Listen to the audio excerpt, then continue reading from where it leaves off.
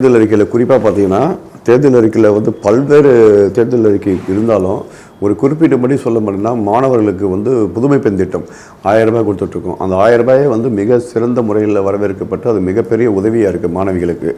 ஆனால் அதை வந்து இப்போ உயர்த்தி 1500 ரூபாயாக வந்து கொடுக்கப்படுறது வந்து மிகப்பெரிய ஒரு தேர்தல் அறிக்கை. அது நிச்சயமாக வந்து ஒரு மிகப்பெரிய தாக்கத்தை ஏற்படுத்தும். அது நிறைய மாணவிகளுக்கு மிக உதவியாக இருக்கிறதுக்கு அது ஏற்படுத்தும். அது மட்டும் இல்லாமல் மகளிர் உரிமை தொகை, இந்த மகளிர் உரிமை தொகை 1000 ரூபாய்ங்கிறது எப்படி கொடுக்க முடியும் அப்படின்னு சொல்லிட்டு மாண்புமிகு எதிர்க்கட்சி தலைவர் அவர்கள் வந்து இது தவறான வாக்குறுதி அப்படின்னு சொன்னார். ஆனால் அதை கொடுத்து இன்றைக்கி வந்து தமிழ்நாடு முழுவதும் அனைத்து பெண்களும் பொருளாதாரத்துக்கு வந்து மிக உதவியாக இருக்குது. ஆனால் அதை தாண்டி இன்றைக்கி வந்து 2000 ரூபாய் ஊற்றி கொடுக்கப்படும் சொன்னது மிகப்பெரிய வரவேற்பு ஏற்படுத்துது பெண்கள் மத்தியில்.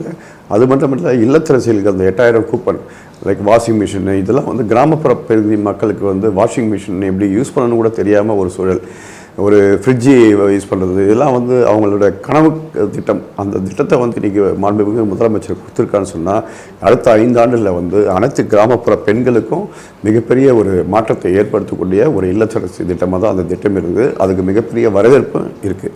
இப்போ நீங்கள் வரவேற்பு இருக்குது அப்படின்னு சொல்கிறீங்க, இன்னொரு பக்கம் இது வந்து பயம்தான் இந்த மாதிரி தேர்தல் அறிக்கையை விட சொல்லியிருக்குங்கிற விமர்சனம் வருது. இல்லை, இதை தான் வந்து தேர்தல் தோல்விங்கிற ஒரு பயம் இருக்குது. அதனால தான் இந்தளவுக்கு 8000 அந்த 1000ங்கிறது 2000 இந்த மாதிரிலாம் கொடுக்குறாங்க. அது ஒரு விமர்சனம் வருதுல்ல. இது வந்து அவங்களோட தோல்வி பயத்தை காட்டுறது. 2021 இது தான் சொன்னாங்க, எப்படி விடியல் பயணம் கொடுக்க முடியும், எப்படி 1000 ரூபாய் கொடுக்க முடியும் அப்படின்னு சொன்னாங்க. அதே கேள்வி தான் இப்போ வந்துட்டுருக்கு. அதை பற்றிலாம் நம்ம வந்து சிந்திக்கக்கூடாது. நம்ம மக்கள் பயணத்தில் மக்கள் பணியில் தான் நம்ம வந்து தீவிரத்தை காட்டணும்.